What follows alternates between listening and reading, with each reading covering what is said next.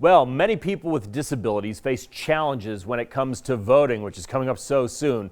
More so, of course, right now because of the pandemic, specifically those who are visually impaired. And Idaho News 6 reporter Stephanie Garibay spoke with an Idaho voter who is blind about what adjustments she had to make this year. For the last 5 years, one Idahoan has been exercising her right to vote by using the accessible voting machine at poll centers. Even though she is blind, the machines have given her the ability to make her voice heard without having to ask for anybody's help. First time I voted independently and privately using the accessible voting machine, I just left with a feeling of pride and a feeling of being equal to everyone else. But for the first time this year, she decided to vote absentee because of the pandemic. It was a hard decision because I really value being able to vote privately and independently, which, I've been able to do for the last, I've had a very good experience doing that for the last, 5 years.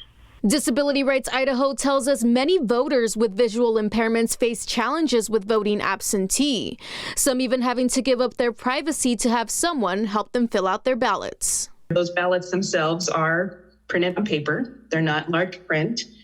They require a signature on them.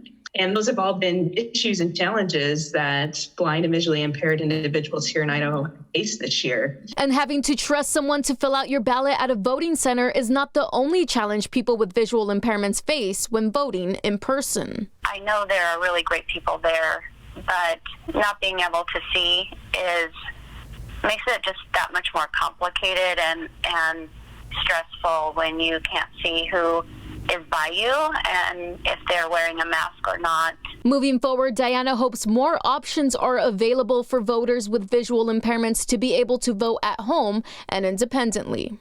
Really problem solving on how we can make this available to everyone who needs it across the state. Disability Rights Idaho is working to continue to make sure voters with disabilities know their rights. They also partnered with Lyft to offer a $30 credit to help get voters to the polls. In Twin Falls, I'm Stephanie Garibay, Idaho News 6. And if you need help getting to the polls and would like to utilize that $30 Lyft credit, you can find out how on our website, idahonews6.com.